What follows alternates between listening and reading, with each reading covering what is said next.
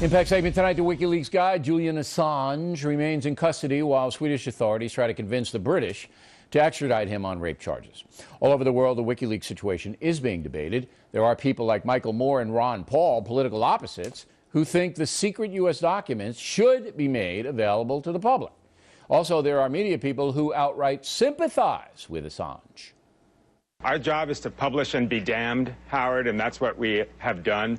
Those accusations against Assange in some cases are unfair. We really owe a debt to Mr. Assange and to WikiLeaks for turning on a big spotlight on those people who brought about, first of all, this war that we've been in for the better part of this decade. He is the mysterious hacker at the heart of an international storm. But before the scandal exploded, Assange was reportedly also a single man looking for love online. Good grief. Good grief. That NBC News report made Assange out to be Richie Cunningham. Joining us now from Denver, the civil rights attorney who represented Ward Churchill, among others, David Lane. So, Counselor, do you understand my main point about this whole thing, that national security is compromised when informants are afraid to tell our U.S. intelligence agencies who's going to kill us because they think their names might pop up on the internet and therefore their lives are in danger?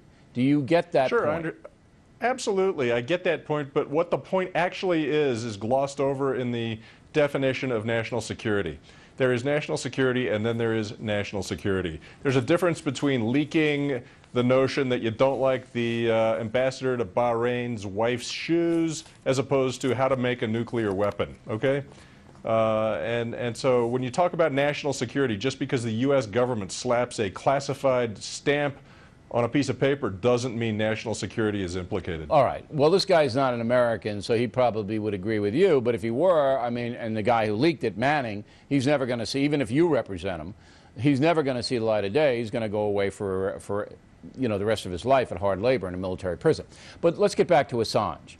He's basically making it very hard for any intelligence agency in the world to get human intelligence, because everybody's afraid now that somebody will leak it, it'll get on the internet, and they'll get a bullet in the head.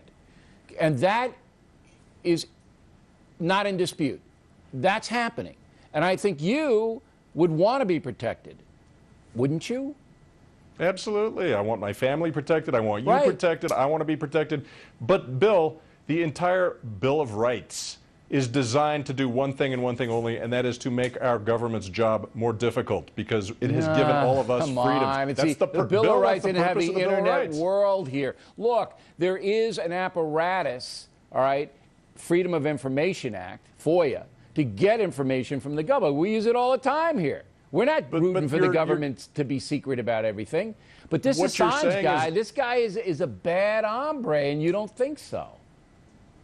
You know, the stuff that got leaked makes it more difficult for U.S. intelligence to do its job. And German intelligence and French intelligence and everybody else.